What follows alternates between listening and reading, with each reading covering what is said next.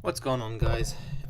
In this video I wanted to go through a few events that might see the price of the mana token soar. Now this is not including TA, and it really should be, because that's a very strong indicator, or more of a precise, I guess, more of a technical look as to where the market's heading. But my strong point is definitely not TA, but I'm just going to speak in the sense of what's going on with Decentraland. And there is news, the market is driven and dropped by certain pieces of news that comes out. And there's a few events where Decentraland, the mana token that's used in Decentraland, official token of the Decentraland project, can see a huge spike in its value. And there's 3 different events I'm going to go through. I'm pretty confident that if any of these 3 events happen, then the mana token should go up quite significantly. So the first one I'm going to say is the announcement of the second auction. So the first auction, when it took place, people have had the chance to stake mana or kind of bid on any parcels that they wanted. And you can see most of the parcels actually went for, you can click on any one of these parcels, you can then see the the price that it went for during the auction. So this parcel went for 3,800 mana. One's further on the outskirts, so this one went for 1,000 mana. Most of the parcels were actually picked up for 1,000 mana, which at the time, I think maybe the mana token was at 10 cents, so 1,000 mana would have been $100 or something like that. But check this out, all these dark gray pixels, these are all unowned land. So these are all parcels of land that no one bid on at all. And the auction finished, and the project obviously was not as popular as it is now. So there was plenty of land. Out of the 35,000 land that you could bid on, only 25,000 land was picked up. So there's still about 10,000 land parcels that have still not had, there's still no ownership for them. So I really think the release, or the news, when the news comes out saying that there's going to be an auction for the second set of land, so this the land that has not been bid on yet. And guys, there's plenty of this kind of land left. Like, check this out, right? So we're just at the south, like look at this square, we're on the south side of the map, and already there's like 1,000 land pieces there. There's all this land in this quadrant, all this land in the right side of Dragon City. I'll let this load for a bit. So there's all this land here, all this land here. Like, this is what, 10 by 10, 20, 30, 40, 50, 60, 70, 80, 100, maybe 80. So there's 800 units of land over here. So you can imagine, like, when that comes out, and how the auction works is you have to kind of commit X amount of mana.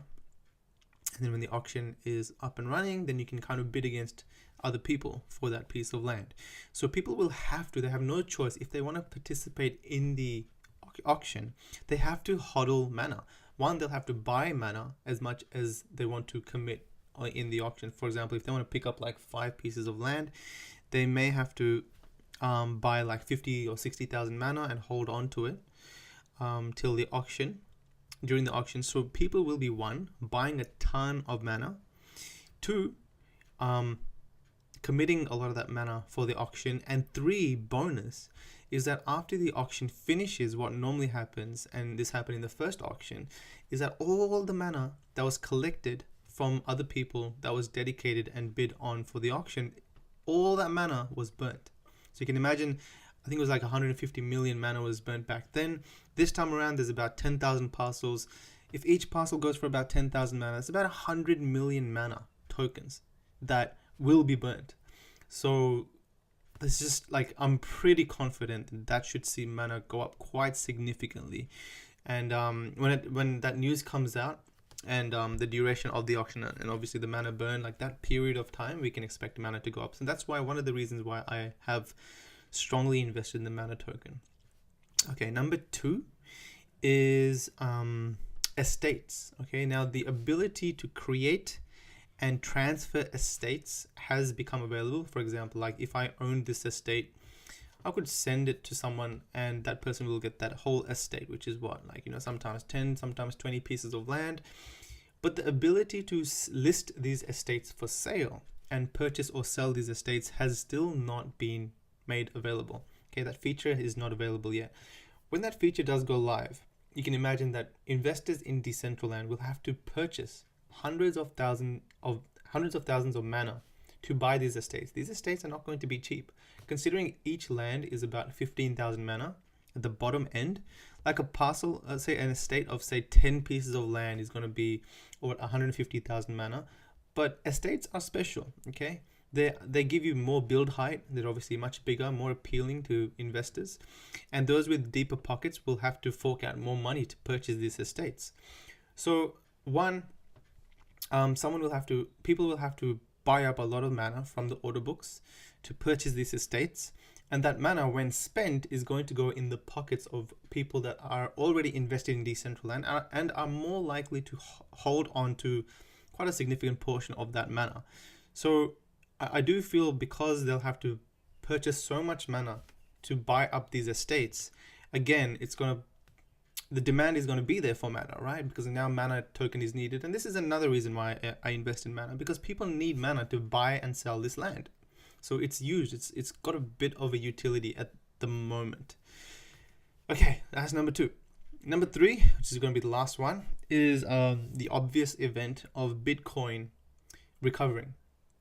Bitcoin today kind of went down a few $100s. We're sitting at I don't know, what are we sitting at the moment? BTC has gone down 5%, and I think we're at $6,200 or something like that today.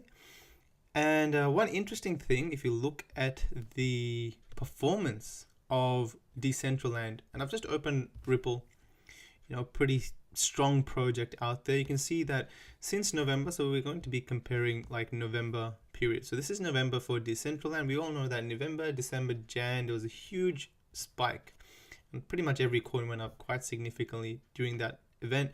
Decentraland was the same, Ripple was the same, but you can see that Ripple kind of fell down quite hard from its high of $3.40. Currently it's sitting at what? 40 cents, and that's after a bit of a recovery. It hit about 30 cents, which is, it's gone down like 1/10, 1/12 of the price.